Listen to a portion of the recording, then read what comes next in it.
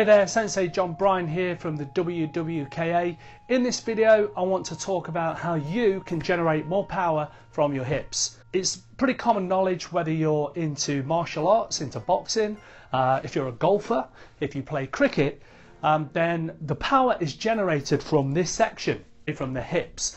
Now, lots of people believe that you can only develop your hips in martial arts once you've got the basics and you know the general application of the moves and the techniques, then you can start working on your hips. Now, I believe that is totally wrong, okay?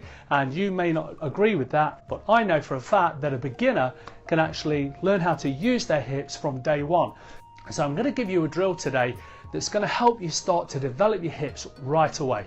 I'm also going to be adding more videos that'll give you more advanced methods of using your hips, but today in this video we're just going to really work on the most basic method. Okay, so what I want you to do, I just want you to stand with your feet one shoulder width apart, and I want you to relax your shoulders and your arms. Okay, so make sure everything's nice and relaxed. Now I just want you to swing your hips from side to side.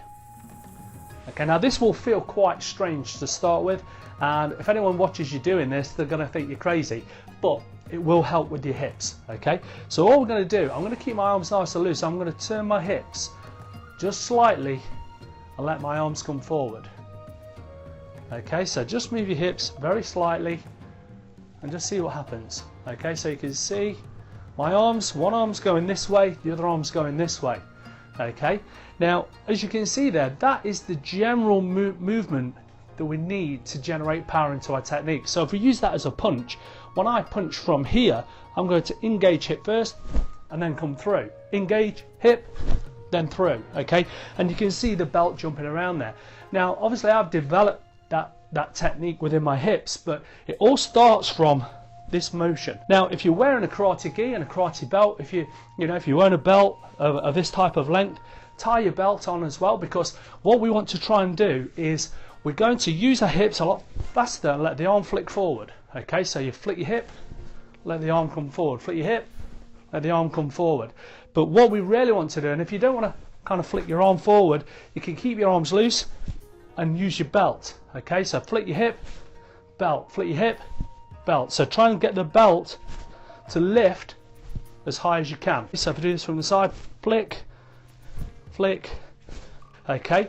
But by using the ready stance position, high catch position, it means that we can really focus on, and if you find that this is hard to start with, just keep flicking like this, just keep moving, flicking like this, and try and get your arms to go.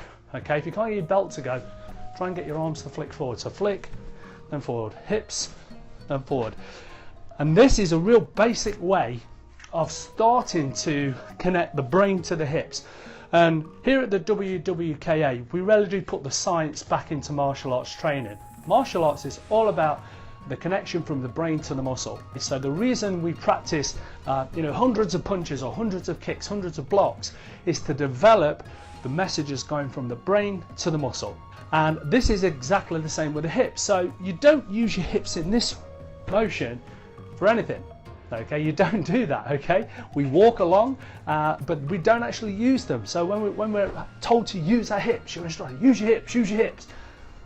How do I use my hips? I don't know how to use it. So this is the method that will help you start to build up that connection. Okay, you're going to build that connection, and you may only be getting a tiny bit of movement to start with, but even if you're just moving your hips across slightly, and then you'll just see after a while you'll get a lot more hip and your belt will start and flick forward. But it's something you're going to have to do regularly, guys. Okay, you can't just do it once or twice and think that's it. It's something that you're going to have to build the connection. Think about the science. We've got to build that connection from the brain to the muscle memory. So this is something that's very important with your karate training. So hopefully you've enjoyed this video. If you are looking for an online solution to learn karate from home, to go from a total beginner all the way through to black belt, then click on the link that's above this video right now, and you can check out our website and find out how you could actually learn how to do karate with me online. So that's it from me, Sensei John Bryan from the WWKA. Have a great day, and I'll see you next time.